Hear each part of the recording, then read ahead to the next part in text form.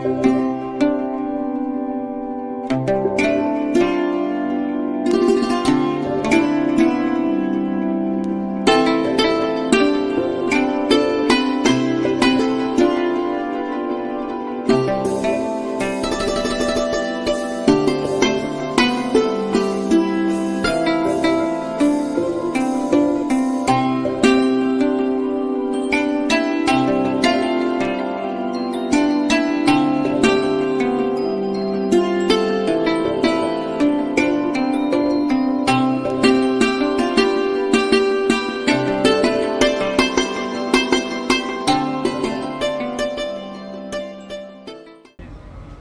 कश्मीर प्रशासन के सभी वरिष्ठ अधिकारीगण, देवियों, सज्जनों और मित्रों, आप सभी को अमृत कालखंड के स्वतंत्रता दिवस की बहुत बहुत शुभकामनाएं। अभी डल पर LCMA lake conservation management authority,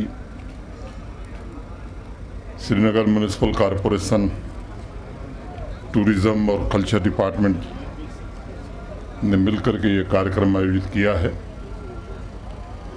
जो वीडियो प्रेजेंटेशन था उससे भी अनेक पहलुओं की जानकारी हमें हुई है। ये सच है कि पिछले 2 वर्षों में डल की सीरत और सूरत दोनों बदली है।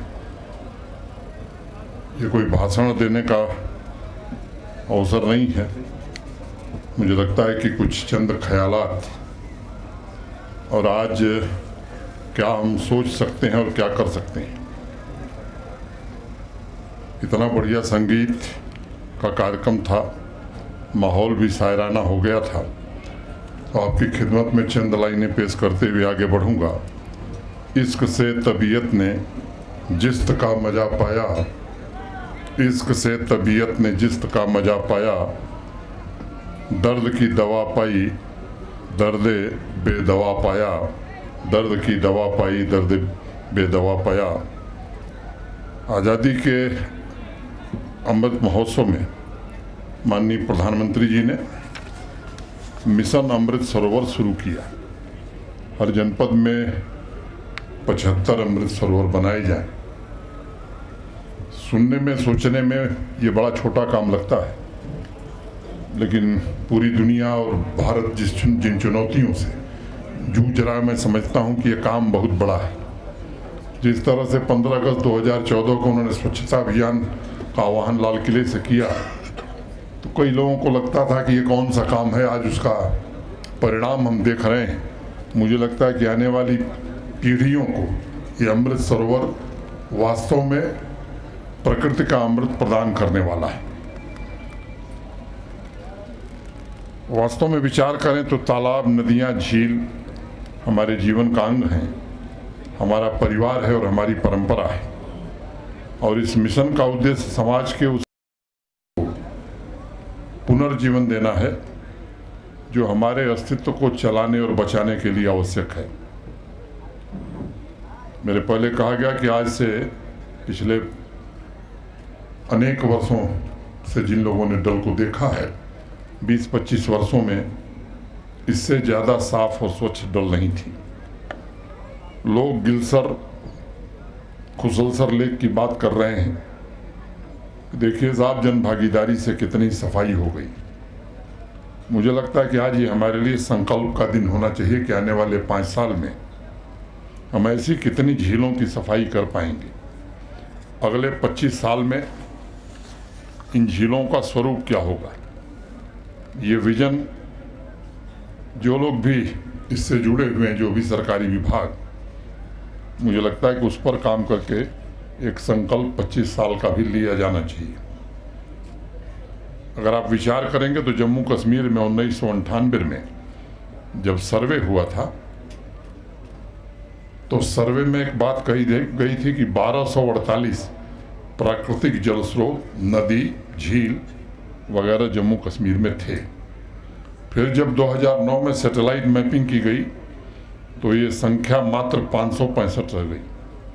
माने 50% झीलें खत्म हो गई। उन्हें पुनर्जीवित करना, मुझे लगता है कि ये हमारा दूसरा संकल्प होना चाहिए। 15 जून 1949 को भारत के संविधान सभा की बैठक में हमारे देश के नीति निर्माताओं के बीच बहस चल रही थी। एक सम्माननीय सदस्य ने पूछा कि पानी का मालिक कौन है। सभी सदस्य एक दूसरे को देखने लगे। जमीन के तो बहुत मालिक होते हैं, लेकिन पानी का मालिक कौन होता है? जमीन का कहीं न कहीं विवाद है, झगड़ा है। उसके निपटारे के लिए हर गांव मोहल्ले में बड़े बुजुर्ग व्यवस्था करते हैं, सुलह करते हैं। कानून भी हमने बनाया हुआ है। अंतर्राष्ट्रीय विवाद तो पानी को लेकर के है, अंतर्राज्यीय विवाद भी है, लेकिन पानी को हम कैसे भूल सकते हैं? पानी का मालिक तो आम जनता है। झीलों पर तो समाज का अधिकार है, और इसलिए मुझे लगता है कि केवल सरकार के भरोसे बैठना कि सरकार ही सब साफ करेगी, इससे झील और नदियों की सफाई नहीं हो सकती।